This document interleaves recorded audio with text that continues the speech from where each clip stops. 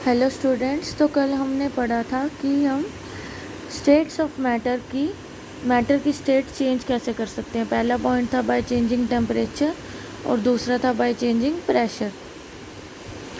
तो हम changing temperature के अंदर दो चीज़ें पढ़ेंगे। सबसे पहला है मेल्टिंग पॉइंट।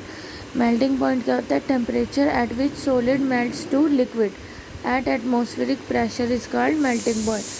ऐसा टेम्परेचर जिस पे सॉलिड लिक्विड में मेल्ट हो जाता है एटमॉस्फेरिक प्रेशर पे। सॉलिड से लिक्विड, यहाँ हमारी स्टेट चेंज हो गई।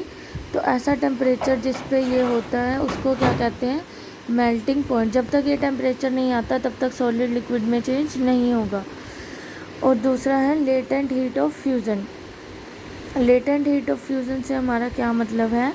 Amount of heat required to change 1 kg solid to liquid.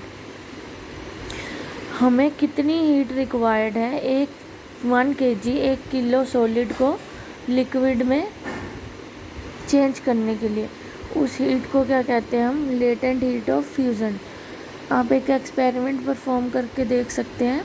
एक बीकर के अंदर 1 kg आइस लेके और नीचे आग लगा के हम उसके अंदर एक थर्मोमीटर डालेंगे। तो उससे क्या होगा? हम टेम्परेचर चेंज कर रहे हैं ताकि आइस वाटर में चेंज हो जाए। लेकिन जब तक पूरी आइस के सारे पीसेस लिक्विड में चेंज नहीं हो जाते तब तक टेम्परेचर थर्मोमीटर के अंदर क्या रहेगा? सेम ही रहेगा। तो उसका क्या मतलब है? लेटेंट हीट ऑफ फ्यूज़न की उतनी अमाउंट तो चाहिए ही चाहिए। किसको? अमाउंट ऑफ हीट चाहिए 1 किलो सॉलिड को लिक्विड में चेंज करने के लिए। और दूसरा पॉइंट हमने पढ़ा था चेंज इन प्रेशर। तो प्रेशर को चेंज करने के लिए और एक क्या होता है? Boiling point. बॉइलिंग पॉइंट से हमारा क्या मतलब है? Temperature at which liquid melts to vapour. Liquid से वेपर बनना, मतलब हम बॉईल करते हैं पानी को, उसके वेपर्स बन जाते हैं। तो वो स्टेट चेंज हो गई लिक्विड से गैस। तो उस स्टेट को चेंज को क्या कहते हैं? Temperature at which liquid turns into vapours at atmospheric pressure is called boiling point. समझ आ गया? जैसे मेल्टिंग पॉइंट था कि ऐसा टेम्परेचर जिसमें सॉलिड लिक्विड में चेंज होता है, वो क्या होता है?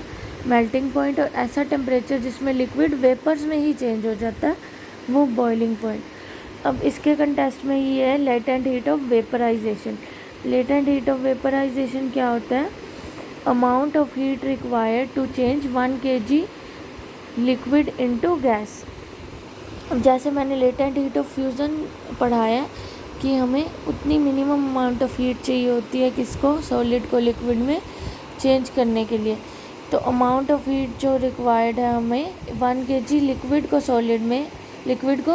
गैस में चेंज करने के लिए, वो क्या है?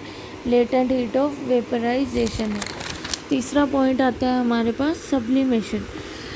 सब्लिमेशन एक ऐसा प्रोसेस है जिसमें अभी तक मैंने आपको पढ़ाया कि सॉलिड से लिक्विड, फिर लिक्विड से गैस, इसके बारे में। अब है सीधा ही सॉलिड से गैस में जो चेंज हो जाता है उसको क्या कहते हैं? सब्लिमेशन।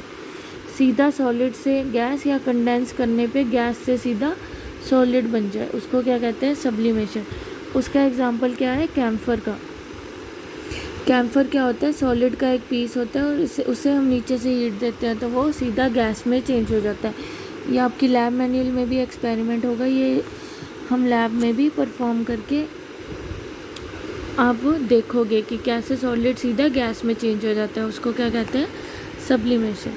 बाकी के टॉपिक हम कल कवर करेंगे। ये सब डेफिनेशंस आप अपनी नोटबुक में लिख लेना।